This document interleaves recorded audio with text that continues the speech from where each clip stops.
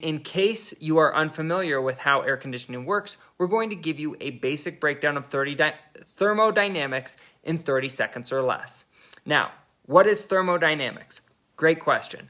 Thermodynamics, in short, is heat transfer by state change. And what this means is that when a substance changes from a liquid to a gas or gas to solid, there is a transfer of heat in or out of that substance, causing it to change state. So in layman's terms, if your water gets super cold, bro, it's going to turn to ice.